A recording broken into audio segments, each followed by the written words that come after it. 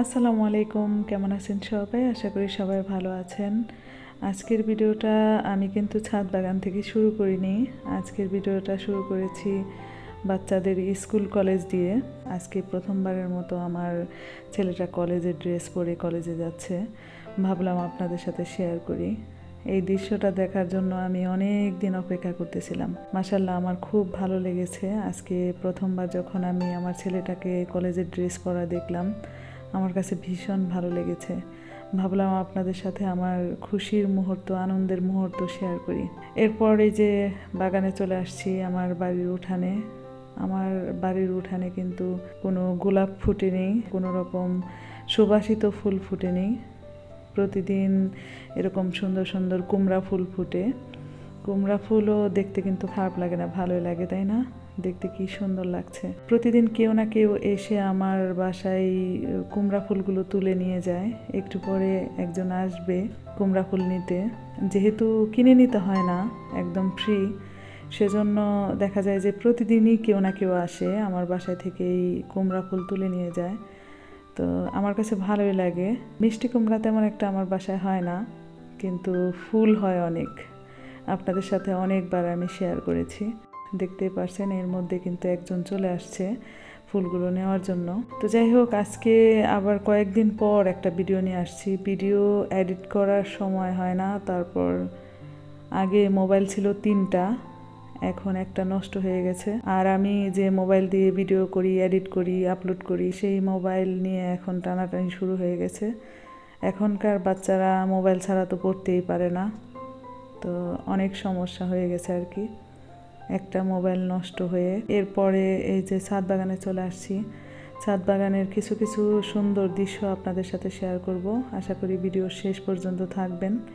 আর ভিডিওর এ পর্যন্ত যারা এসেছেন এখনও ভিডিওতে একটা লাইক করেননি, তারা চাইলে একটা লাইক করতে পারেন। আর ভিডিওর ভিউজ দেখলে আমার মনে চায় না যে আমি নতুন একটা ভিডিও আপলোড করি, আপনাদের সাথে শেয়ার করি। আগে প্রতিদিনই ভিডিও আপলোড করতাম, এখন সপ্তাহে হয়তো 2টা হয়। তো যাই হোক, এই পাশে দেখতেই পারছেন আমার সিম গাছ হয়েছে এবছর। অনেক কষ্ট করে সিম গাছ উঠাইছি। গত বছর ছাদ বাগানে অনেক সিম হয়েছিল, এবার কি হবে জানি না। আর এই পাশে সেই আখের চারা, এর আগে বাজার থেকে অনেকগুলো আখ নিয়ে আসছিলাম। আপনাদের বলেছিলাম যে আমার ইচ্ছা আছে ছাদ বাগান থেকে যেন আখ পাই। তো আপনাদের সাথে শেয়ার করলাম। গাছগুলো কিন্তু খুব সুন্দর হয়েছে। আর টমেটো গাছ কোথায় কোথায় রোপণ করছি সেগুলো দেখালাম।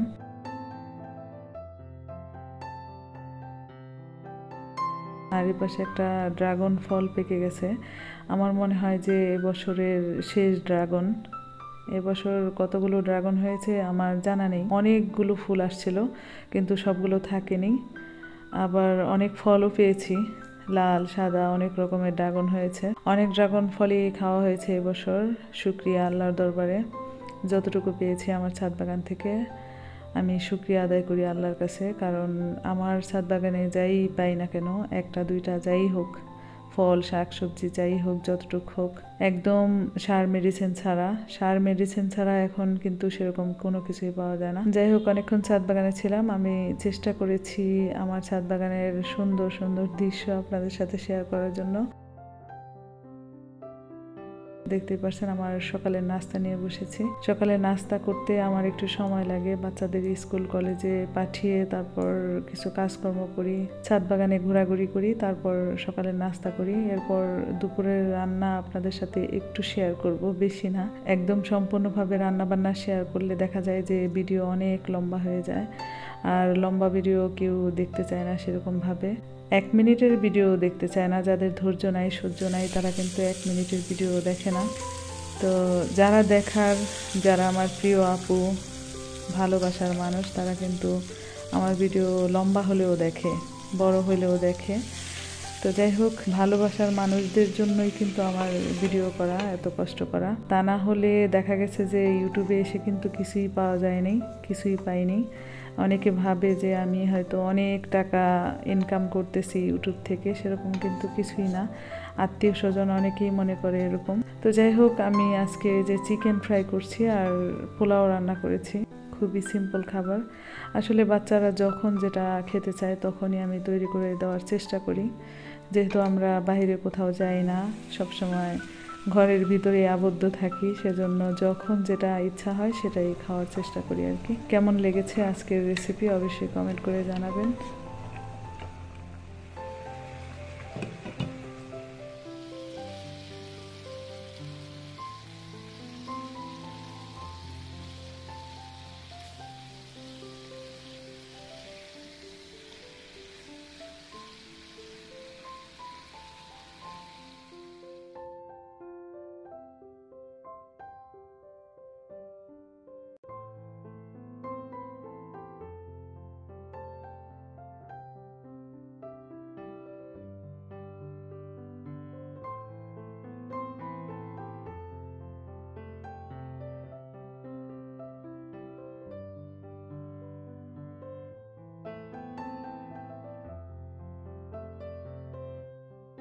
বিকেলে মেয়ের চুলের জন্য আমি তেল তৈরি করব।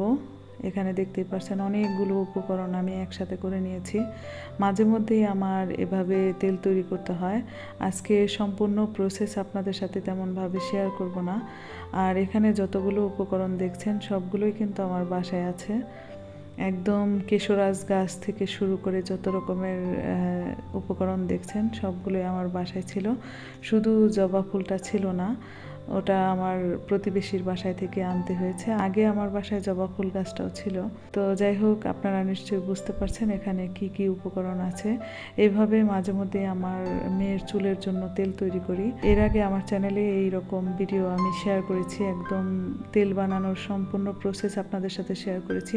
আজকে তেমনভাবে শেয়ার করব না। এই তেলটা খুবই উপকারী, আপনারা চাইলে এভাবে বানিয়ে নিতে পারেন। তো যাই হোক, আজকের ভিডিও এ পর্যন্ত। আপনারা সবাই ভালো থাকবেন, সুস্থ থাকবেন, নিরাপদে থাকবেন। আগামী ভিডিও দেখার আমন্ত্রণ জানিয়ে আজকের মতো বিদায় নিচ্ছি। আল্লাহ হাফেজ।